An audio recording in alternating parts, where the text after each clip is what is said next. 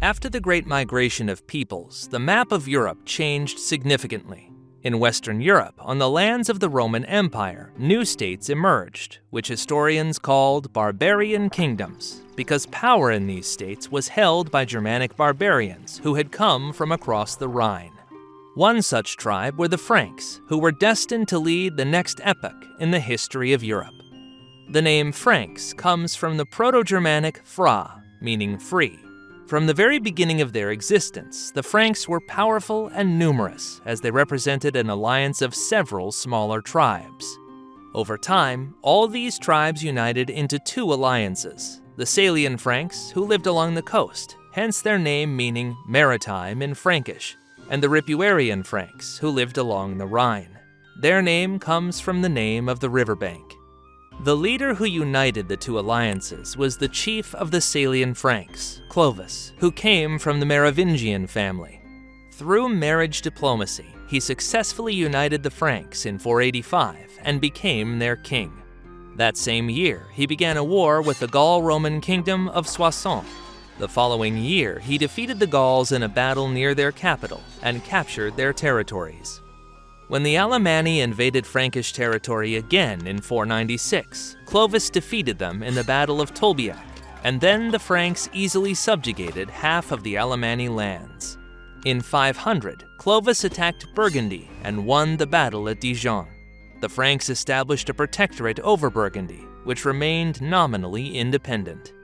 But Clovis' greatest achievement was the war with the Visigoths. Using the pretext of intervening in the affairs of Burgundy, the Frankish king invaded the Visigothic kingdom in 507, won the Battle of Vuillet, and took all of southern Gaul for himself, which then constituted almost half of the Visigothic lands. Clovis expanded Frankish possessions several times over, and is considered in history the founder and first king of France.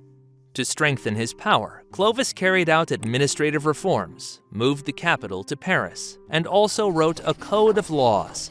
But his most significant decision was the acceptance of Christianity under the Catholic Rite, in opposition to Arianism, which was then professed by the majority of Germanic tribes, and which in Rome itself was considered heresy, a distorted version of Christianity. Thus, Clovis achieved an alliance with the Church, which made it possible to consolidate power over the Franks for his dynasty. The subsequent Merovingians did not achieve the heights of Clovis. The only success of his descendants was the temporary annexation of the dependent Burgundy, but only for the Franks to soon split into 4 kingdoms. The kings of this dynasty were noted for their incompetent rule, often preferring entertainment to state affairs. It is not surprising that these rulers were dubbed by contemporaries as lazy kings. And while they sat on the throne, power in the kingdoms began to be usurped by aristocrats and administrators. The position of mayor of the palace was important for the nobility. He managed the royal palace, had access to the treasury, the guard, and all royal decrees. Thus, the mayors of the palace took over all practical power. For a long time in Austrasia, the position of mayors of the palace was held by 2 influential families, from the union of which Pepin of Herstal was born. In 680, he inherited the position of mayor of the palace from his father, and, through strength, intrigue, and diplomacy, managed to unite the 4 Frankish kingdoms. After which he focused on campaigns against the Frisians, Saxons, and Franconians, which, however, did not bring him significant success. Pepin's inheritance was received by his illegitimate son, Charles, nicknamed Martel, which means hammer. It took him 4 years to seize power and put the puppet king Chilperic II on the throne. However, even after this, the Franks constantly rebelled against him. In 719, Charles Martel managed to conquer Frisia, and by 730, he forcefully established a protectorate over Alemannia, Thuringia, and Bavaria. In 732, Arabs invaded Frankish territory on the Iberian Peninsula under the command of Abd al-Rahman, and, encountering little resistance, advanced to the banks of the Loire. Their army numbered 30,000 soldiers, but the main advantage was the presence of heavy cavalry, which allowed them to make strong and swift strikes. Martel gathered only 20,000 soldiers, and moreover, he did not have strong cavalry. To somehow neutralize the enemy's advantage, the Franks occupied a hill near Poitiers and set up a fortified camp there. For a whole week, the Arabs unsuccessfully stormed them, and after the death of their commander, they were forced to retreat from the battlefield. Charles Martel gained fame as a victor. He, a bastard ruler who had been constantly rebelled against, now became a hero. He used his new authority to carry out reforms. Even though the Franks defeated the Arabs on foot, Martel appreciated the advantages of heavy cavalry, which easily broke through the infantry formation and almost defeated his army. Therefore, he decided to create his own cavalry. For this, he began to distribute land to his vassals in exchange for the requirement to appear for war mounted on a horse and in heavy metal armor. Thus, Charles Martel became the founder of European cavalry, which would play a dominant role on the battlefield for almost 1,000 years. Equally important was the emergence of a new aristocratic family among the Franks, named after its founder, Charles, the Carolingians. From Charles Martel, the position of mayor of the palace was inherited by his son Pepin, nicknamed Short for his short stature. However, this position did not suit him, and Pepin wanted the crown. And he found an opportunity to get it. In 751, the Pope, in exchange for military assistance, crowned Pepin the Short. The last king of the Franks from the Merovingian dynasty, Childeric III, was forcibly tonsured into a monk. In gratitude, Pepin began a war with the Lombards, who interfered with the rule of the Pope in Italy. In 755, he crossed the Alps and captured the Lombard capital. The next year, the Lombards besieged Rome. Pepin the Short invaded Italy again, where he defeated the Lombards under the walls of Rome, and then handed over a number of lands to the Pope, called the Papal States. This will go down in history as the donation of Pepin. Pepin the Short continued to try to expand his lands.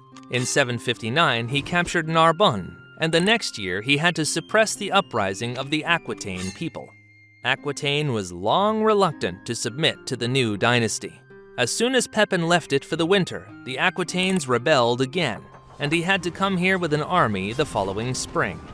Pepin spent the last 8 years of his reign that way, and he died during another campaign against the rebellious Aquitaine. His eldest son, Charlemagne, successfully completed the campaign against Aquitaine, mainly because he enlisted the support of part of the rebellious nobility, whom he promised land and wealth. At the same time, he finally annexed Gascony to the royal domains. Initially, Charles had to share the throne with his younger brother, who, however, died after 3 years of joint rule. Then the new king, having the strongest army in Western Europe, began what he had long dreamed of: conquest. Father of Charles managed to arrange a marriage for his son with the daughter of the Lombard king. But in 771, Charlemagne broke off the marriage and sent the princess back to Italy. Angry Desiderius declared war on the Pope, an ally of the Franks, and the Pope in response called on Charlemagne for help. In the autumn of 773, Charlemagne gathered his army near the Alps. The Lombards also brought their troops there. Then, on Charlemagne's orders, part of the Frankish army bypassed the enemy through little-known mountain paths and began to encircle them. In panic, the Lombard army dispersed, and Desiderius himself was forced to hide in Pavia, which the Franks soon besieged. In the spring of 774, leaving part of his troops for the siege, Charlemagne himself headed east, where the Second Lombard army was gathering. The unexpected approach of the Franks to Verona forced the Lombards to surrender without a fight. After that, Charlemagne went to Rome, made an agreement with the Pope, and returned to Pavia, whose residents, tired of hunger, soon handed over their king to the Franks. Desiderius was forcibly tonsured as a monk and taken north, and Charlemagne took the title of King of the Franks and Lombards and installed his son Pepin to rule Italy. While Charlemagne was fighting in the south, the Saxons invaded Austrasia and looted it. In response the next year, Charlemagne invaded Saxony and marched, burning Saxon towns. But before he could return home, the Lombards rebelled against him, and he had to return to Italy again. Charlemagne quickly crushed the rebellion and returned to conquering the Saxons. In 777, the Saxons agreed to peace at Paderborn and recognized Frankish rule. After subduing the north, Charlemagne turned his attention to the lands that the Franks had long dreamed of, the lands of the Visigoths, where the Arabs ruled at the time. In 778, he crossed the Pyrenees and laid siege to Zaragoza. The siege was difficult, and when Charlemagne learned that an Arab army was gathering near Barcelona to relieve Zaragoza, he hurried home. The retreat was covered by the Nantes Margrave Roland. He and his squad fell into an ambush in Roncevaux Pass, organized by the Basques in revenge for the Frankish burning of their cities. Roland became a symbol of knightly bravery and a hero of medieval literature. The Song of Roland became popular, transforming him into the king's nephew and a knight who heroically died in battle with the Arabs. The failed campaign against the Arabs was evaluated by one of the Saxon leaders, Wittekund, who was then hiding in Denmark. In 779, he returned home for the first time and raised a rebellion. Charlemagne invaded Saxony and suppressed this rebellion, reaching the Elbe with his army. This time, he not only defeated the rebel Saxons, but also forcibly baptized them, built churches and forts. The most stubborn Saxons were forcibly resettled in Aquitaine. Wittekund, however, did not give up and spent 2 years preparing for a new rebellion. This time, he conspired not only with the Saxons, but also incited the Frisians and Lusatian Slavs to rebel. Moreover, he received help from the Duke of Bavaria, who had long dreamed of getting rid of Frankish suzerainty. In 782, Wittekund returned home again, and the Saxon uprising flared up with renewed vigor. The rebellious Saxons destroyed the built forts, burned churches, executed priests, and mass refused baptism. They also managed to lure the Frankish troops, sent to suppress the rebellion, into an ambush and defeated them in the Battle of Suntel Mountain. Angry Charlemagne gathered troops in Verdun and brought there 4,500 Saxon hostages. He ordered them all to be executed. This event will go down in history as the Massacre of Verdun. After that, Charlemagne marched with his army through the lands of the Saxons. He barely avoided defeat in the battle near Thietmeli, but defeated Wittekund in the battle on the Haas River. However, he still couldn't either defeat the rebellious army or capture their leader. So Charlemagne founded the city of Frankfurt, where he settled for the next 3 years. From there, he constantly raided the Saxons, burning their towns. In addition, he expelled 7,000 inhabitants from Saxony. In 785, Wittekund, not wishing to continue the bloody war, reconciled with Charlemagne and even accepted Christianity, after which he disappeared from the pages of history. According to one legend, Wittekund killed Charlemagne, never forgiving him for the successful rebellion. According to another legend, Charlemagne made him the Duke of Saxony, from whom the dynasty of the future Ottonians descended. Charlemagne also did not forget the betrayal of Tassilo III. He also remembered that in his war against the Lombards, the Bavarians supported the latter. Moreover, scouts brought news that Tassilo III conspired for a joint attack on the Franks with the Avars. In 788 AD, Charlemagne concentrated 3 armies on the border with Bavaria. The northern one was under the command of Count Gerald of Franconia, the southern one was led by his son Pepin, and the western one was led by himself. All 3 armies began to advance simultaneously, and the Bavarians couldn't even decide whom to march against. Tassilo III capitulated without a fight and went into monasticism, and Gerald became the new Duke of Bavaria, now Bavarian. While the Franks were conquering Bavaria, the Avars invaded Italy. After plundering the Friuli region, they returned to the Danube. This became the reason for declaring war. Charlemagne invaded the Avar Khaganate, but barely avoided defeat himself and was forced to return home. In 791 AD, the Franks, led by Gerald of Bavaria and Eric of Friuli, made a new, already successful campaign. They captured most of the Avar fortresses and forced the Avars to retreat beyond the Danube. In 796, with the help of the uprising of the Slavic Horatan people against the Avars, Gerald and Eric managed to capture the Avar ruler. In 799 AD, the Franks made another campaign, in which both commanders, Eric of Friuli and Gerald of Bavaria, died. Then Prince Pepin, who took command of the Franks, ordered all Avars to be slaughtered, thus exterminating their entire nation. During the war with the Avars, Charlemagne refused to lead the armies, preferring life in the capital and political reforms. Despite this, in 792 AD, he had to suppress a rebellion led by his illegitimate son Pepin the Hunchback. In 793 AD, Saxony rebelled against him again, and he had to march there once more. After this, the Saxons rebelled 3 more times, but these rebellions were suppressed by Charlemagne's dukes. In 799 AD, the Franks subdued Brittany. In 801 AD, Charlemagne's son, Prince Louis, who ruled Aquitaine, invaded through the Pyrenees, captured Barcelona, and then subjugated the Basques. However, Charlemagne's main achievement during these years was obtaining a new title.